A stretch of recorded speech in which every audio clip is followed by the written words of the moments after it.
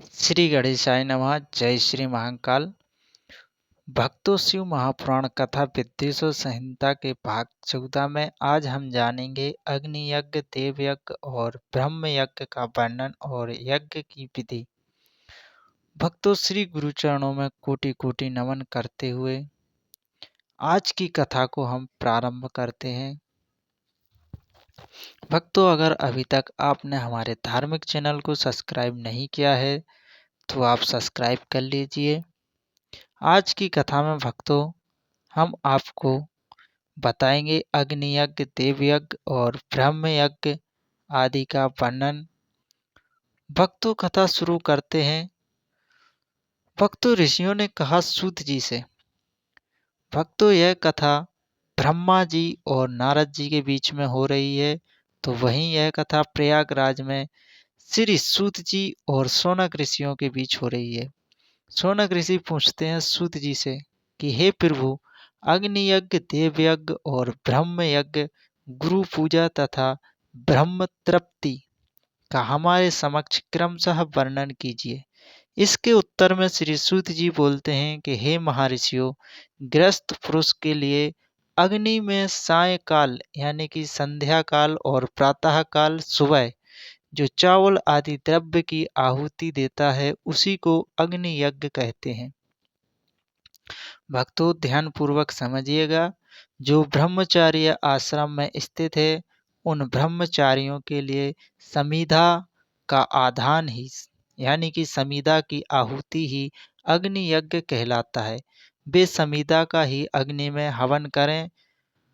हे ब्राह्मणों, ब्रह्मचार्य आश्रम में निवास करने वाले जो द्विजों का जब तक विवाह न हो जाए और वे उपासना अग्नि की प्रतिष्ठा ना कर लें, तब तक उनके लिए अग्नि में समिधा की आहुति,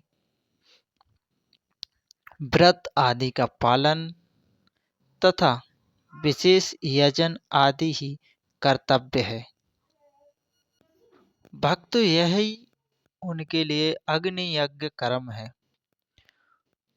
हे भक्तों, जिन्होंने ब्रह्म अग्नि को विसर्जित करके यानी कि जो उनकी ब्रह्म अग्नि हुआ करती है जिसमें वो होम जाप करते हैं, वह सब का विसर्जन करके अपनी आत्मा में ही अग्नि को आरोपित कर लिया है, अपनी आत्मा में ही अग्नि को स्थापित कर लिया है।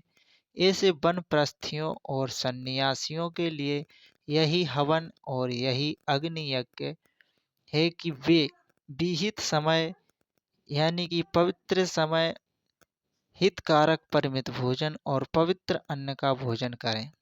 यही उनके लिए अग्नि यज्ञ है। हे ब्राह्मण, सायंकाल अग्नि के लिए दी हुई आहुति।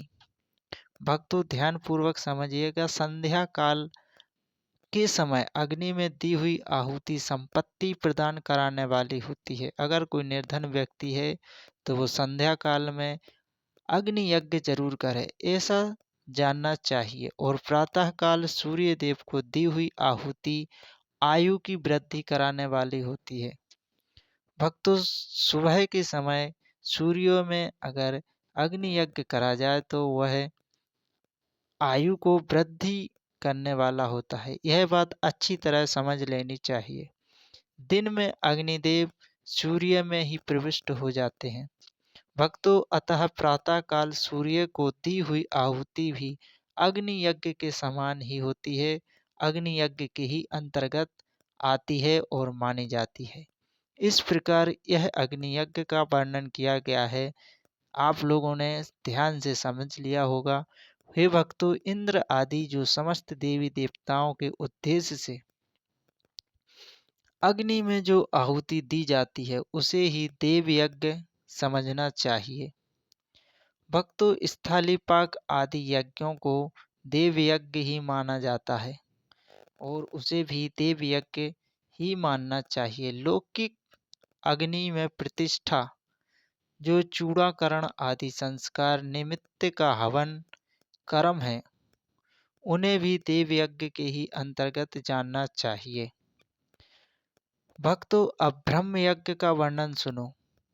ब्राह्मणों, हे ब्राह्मणों और भक्तों को चाहिए कि वह देवताओं की तृप्ति के लिए निरंतर ब्रह्म यज्ञ करें। वेदों का जो नित्य अध्ययन या स्वाध्याय होता है उसी को ब्रह्म यज्ञ कहा गया है। भक्तों, अतः प्रातः काल नित्य कर्म के अंतर सायंकाल तक ब्रह्म यज्ञ किया जाता है।